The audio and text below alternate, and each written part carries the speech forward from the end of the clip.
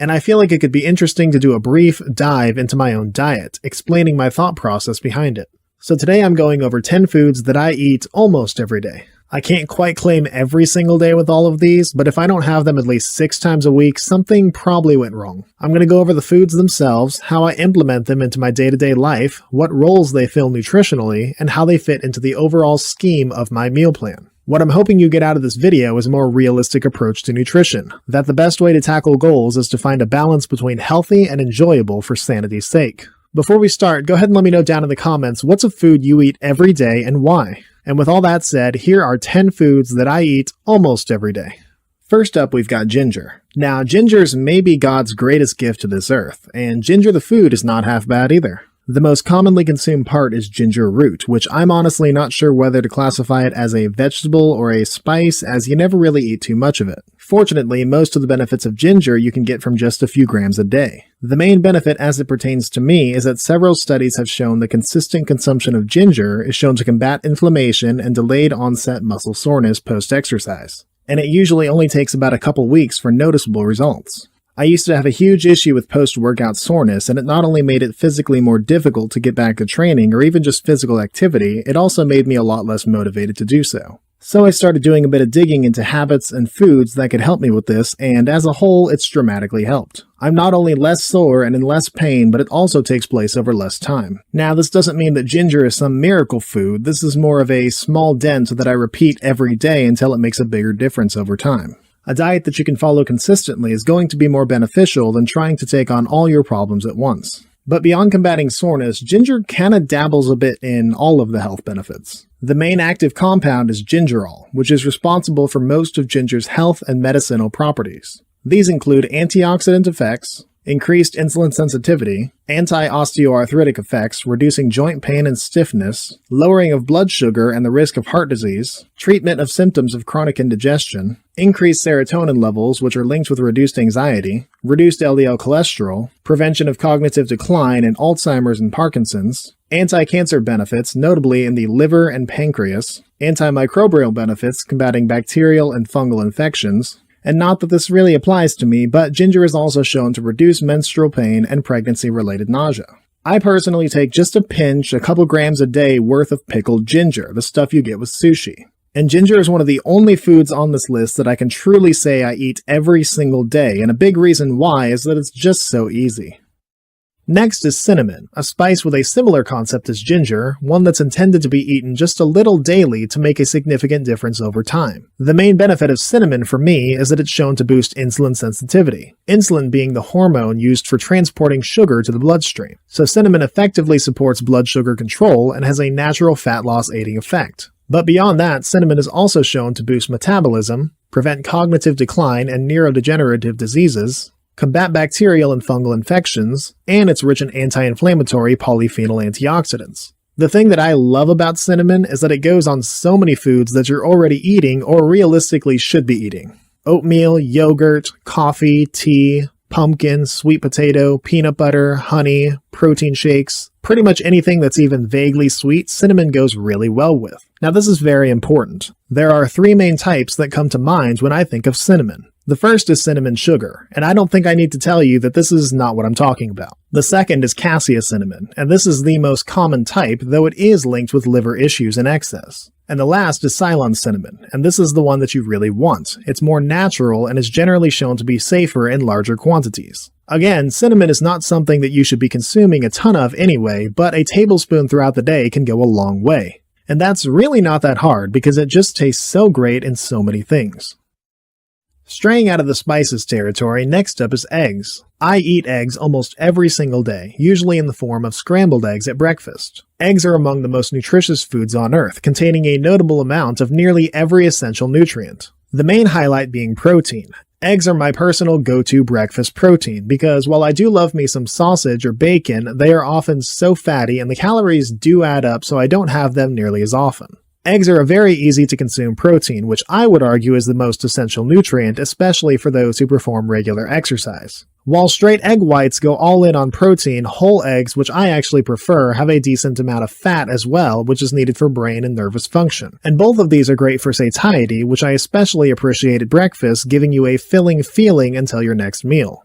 This alone would be enough to sell me, but eggs go above and beyond by being rich in the brain-boosting choline, several B vitamins, and antioxidants like selenium, lutein, and zeaxanthin. Basically a perfect food that was destined to make this list.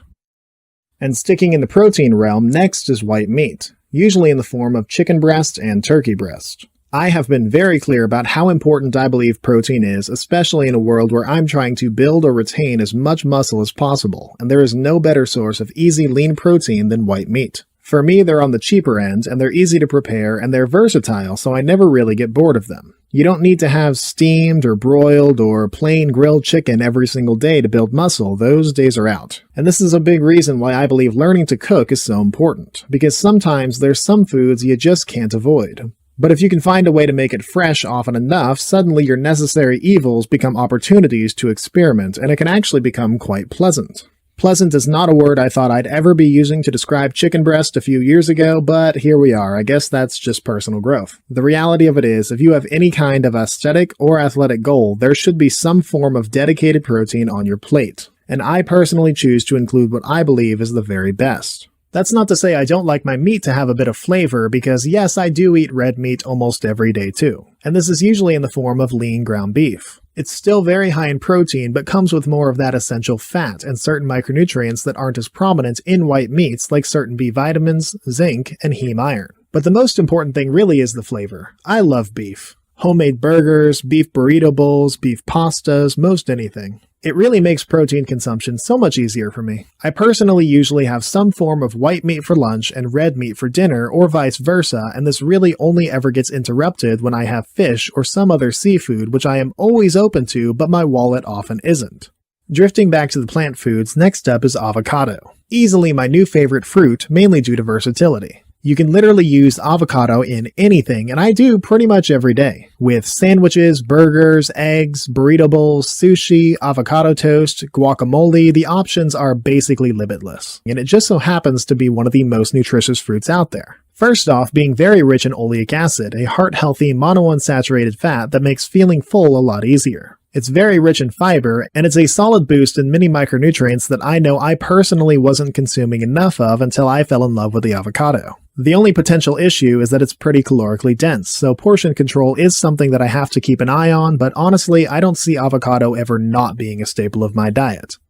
Now the next is the drink that I consume the most, and that's milk. The main reason being I just really like milk. I never quite grew out of that phase. As far as what kind of milk, it really depends. I have no problems with the fat in whole milk. Fat is a necessary nutrient, and as long as you account for the extra calories that it's going to contribute, I say go right ahead. If you're looking to cut back on a few calories, reduced fat milk, skim milk, these are great ways to do it. A big reason why I have so much milk is that it's just so convenient. Using it in oatmeal, protein shakes, eggs, or just a straight up glass of it because it tastes good. And when I find myself drinking a lot of milk, I'll make an active effort to get a lower fat option. Milk is one of the most reliable ways to easily fill in protein gaps, and at times I do rely on it pretty heavily for that. But the benefits of milk go beyond that, filling in key micronutrients that are easy to overlook, notably calcium, phosphorus, B vitamins, and when fortified as it often is, vitamin D. Milk is just another one of those things that I don't think I'm ever going to stop enjoying on the regular.